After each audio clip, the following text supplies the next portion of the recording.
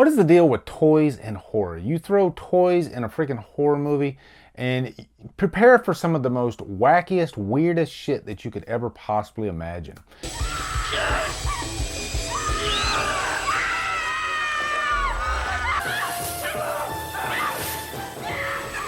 Let's review Silent Night, Deadly Night 5, The Toy Maker.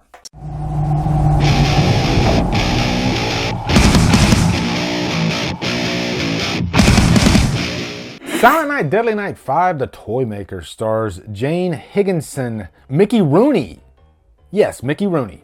And is directed by Martin Kitrosser. What is up, guys? It is time for the annual Silent Night, Deadly Night review. Every year, every December, I do a new Silent Night, Deadly Night movie. This year, we're doing part 5. I've already done the remake, so this is the last one of the bunch, and I will be doing a ranking of the entire series. I was looking on IMDb, and I think there's a Silent Night, Deadly Night 6. Hold on just a second. Silent Night, Deadly Night 6, Santa's Watching? This can't be right. There's no way this can be right.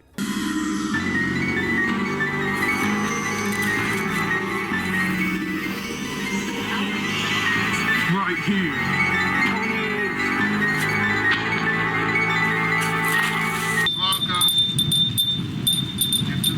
But I don't think it exists. All right? I'm hoping it doesn't, because I'm ready for this damn review series to be over.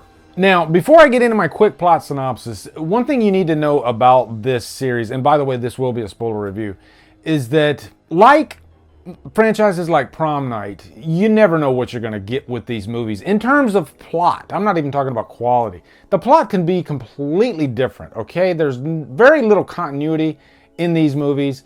The first 2 movies are the straight up Santa Claus slasher movies. And then from that point on, they veer way off, okay? 3 somewhat had a connection because it had Ricky in the movie, even though Ricky, played by Bill Moseley, was not Ricky. I mean, just in my mind, was not the same character that was in part 2. Just completely different. So I don't associate 3 with those 2.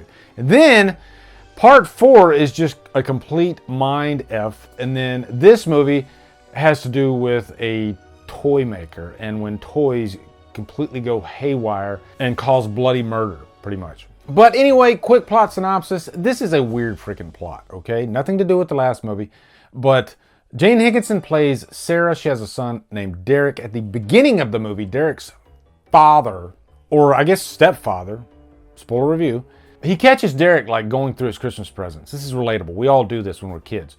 And he catches him. Derek, gets put back to bed. And then he opens up the present himself. And there's this ball. This is the part of the movie I call the phantasm part. This ball literally attacks the dad and kills him. And it just reminded me of Phantasm, about how the sphere can like drill holes and throw out these little saw type deals. That's the same thing with this red ball, In the red ball, it's just a toy that was made by this guy named Joe, played by Mickey Rooney. We're gonna get into Mickey Rooney. And he has a son named Pino. But Joe Petto used to live in Sarah's house. He lost the house because his business, he makes these strange toys. The business kind of dried up. He's still doing it, but it's just not faring that well lately. And before Joe had Pino, he had a real son who died, and so he kind of created Pino to make up for the loss of his son, but then Pino becomes overly attached to Joe. You know why people don't want to come in the store no more? Do you? Because of you! No! Yes! Because of you! And Joe wants to kidnap and steal Derek. Are you with me so far? So it's a very strange plot. It's very weird. A lot of crazy, some good, some really bad shit goes on along the way. Before I dig into the pros and the cons, if you remember in the last movie, there was this character named Kim, played by Neith Hunter, and of course the great Clint Howard played this character named Ricky. No association to the previous Ricky. This movie actually has like cameo appearances from Neith Hunter, who plays a character named Kim, no relation to the last movie, and Clint Howard plays a Santa for just like a split second in this movie, and his name is, you guessed it, Ricky. No association to the last movie. Are you really confused yet? I think when you're writing a movie in a franchise and you're wanting to kind of differentiate the current movie from the previous movie. Change the name of the characters if it's not the same characters from the previous movie. Especially if you're using the same actors. Why in the hell would they do this? I don't know. We're jumping into the cons already, you see? Actually, this movie was supposed to come out before Initiation. I believe it was even written before Initiation. But for some reason, they ended up making Initiation first and making this one last. But this is a franchise that by this time, nobody gave a shit about anyway. The funny thing to me about this franchise is I remember like in the early 90s when I was really getting invested in like B-level, low-budget horror movies. I just remember going to the video store and seeing all these movies on video and just looking at them and just kind of laughing because after after just the first movie, it's just hard to take them seriously. The first one is just so notorious for the backstory and the controversy around it. But then the rest of the movies, they're just so far out of left field, and I don't think there was really any kind of big promotion for these movies at all, you know? The way that they made the money off of these movies was just the fact that the original existed. Let's just tack on the name Silent Night, Deadly Night and make our money. Because they automatically knew that if we spend $2.37 on this movie, we'll probably make $3. And as a matter of fact, if you go and look at, there's like an interview with John Carpenter, he's at like some con, and they asked him like, why do they make remakes? And this isn't a remake, but it pretty much fits into branding. And the reason they make sequels and remakes is because it's a built-in brand. You don't have to over-market these movies. You're gonna have a built-in core audience that's gonna come see it by default. Those are great questions. First of all, remakes in general are popular now because of the amount of money a company has to spend advertising to get people in the theaters. And one way to cut through the clutter of advertising that's out there is to come with a title in recent memory that they've heard of. So it has a built-in awareness, which is the number that they're trying to reach to get the audience, the customer out there aware that your movie is in the theaters. And I think that's why they continued to make the Silent Night, Deadly Night movies. Now, Mickey Rooney. I was just shocked that Mickey Rooney was in this. I mean, this is a freaking legendary actor from, I think, like he was a child actor in the 30s and 40s. And funny enough, Mickey Rooney was very outspoken during the campaign of the first movie. Remember, there was so much controversy around a Santa Claus who rapes a woman, and Mickey Rooney was one of those guys waving that flag saying, we need to boycott this. This does not need to exist at all. Oh, can I be in part 5? And I don't know if his career just kind of dried up and maybe that's why he was doing part 5, or maybe he had like a relative in the movie. I don't know. I don't think so. But I mean, he's Mickey Rooney, so at least you get some star power there who can actually act. And you know what? Since we're jumping into the pros, because there are some pros about this movie actually.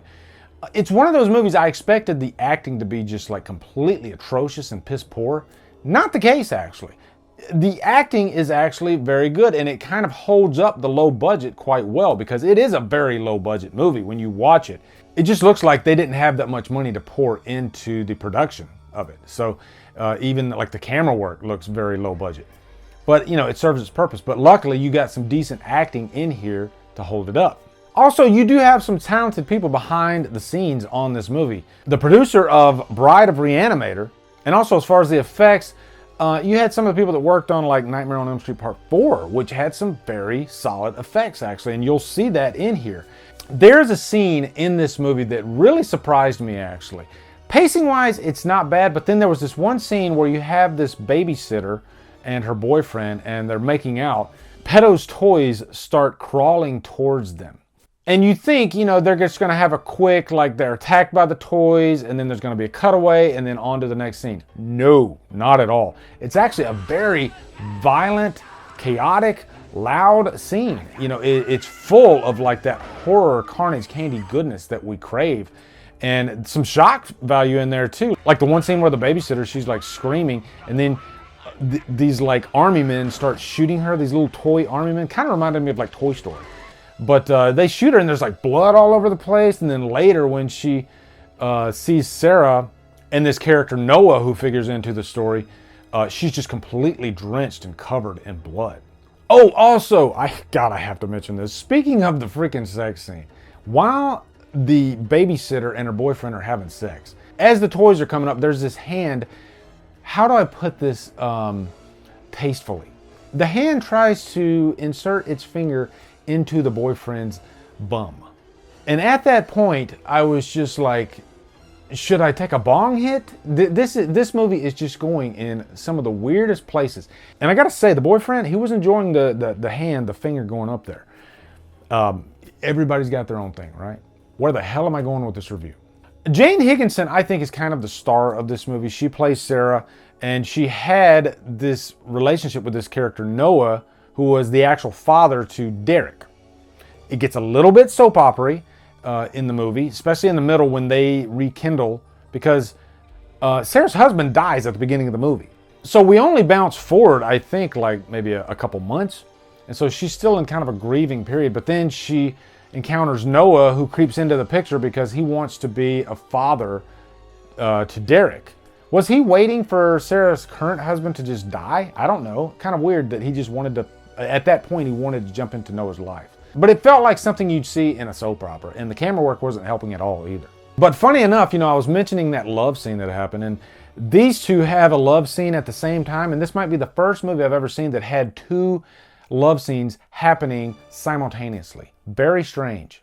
Now, the last act in this movie has to be freaking talked about. It is bonkers. Earlier in the movie, Pino just breaks into the house, and Sarah catches him, and then she has to go to Pedo and say, hey, what the hell? If you do this again, I'm calling the cops. So then later in the movie, he shows back up, and he's in full Kindle form. I mean, his whole body looks like a freaking doll. And I gotta give credit to the guy who played Pino in this part, Brian Bremer. When an actor gets a part that's not human, that you pretty much can get creative and think up your own performance for this part. I like the direction that this guy went because it's completely out there. It's very robotic, but it had sort of a twist on it. It's hard to describe, but if you just watch this performance, it's so strange and you can't take your eyes off of it. And to me, that's a good thing. I wasn't bored at all. As a matter of fact, I wasn't bored in the movie entirely. But the last act, man, it really just goes for broke. See, that's why I took him. I knew you'd come. I knew you'd come. Get away from me! I can love you like a real son. I can. I can. I can. I can. I can. And I have this thing for mannequins. I reviewed Tourist Trap and I reviewed Maniac. And those two movies have some really creepy mannequins. This one has mannequins in it. They're not as creepy, but there is this one mannequin, if you look in the movie, that looks a lot like Pamela Voorhees, Betsy Palmer. That's the first thing that jumped out at me when I saw this mannequin. I was like, oh my God, that looks just like freaking Pamela Voorhees. And there's even a line that Pino says that reminds me of a scene out of Friday the 13th. He wants Sarah to be his mother. And he states, I can love you like a real son. I love you, mommy. I love you. It was just a very strange scene. But comparing it to Friday the 13th with the kill her, mommy, kill her. I can love you, mommy, like a real son. I love you, mommy. It's just very strange. I probably lost a few cool points kicking my voice up like a register like that. But guys, it's hard to give a rating because this movie was so freaking bonkers and strange. I'm going to give it a humdrum. Just a straight up humdrum because you can watch it. I think this one and the last movie are dead even as far as quality goes just because they're so weird and very different from each other. So I got to give the filmmakers credit in that regard. But anyway, let me know your thoughts on Silent Night, Deadly Night 5, the Toy Maker. Looking forward to hearing them. Also look for my ranking coming real soon. And be sure to come over to Killer Flicks where we talk horror all day and every day. And on Fridays, we do Free For All Fridays. Follow me at Drumdums on Facebook, Twitter, Instagram, and Letterboxd. Anyway, guys, thank you so much for watching. Have a great day and Drumdum out.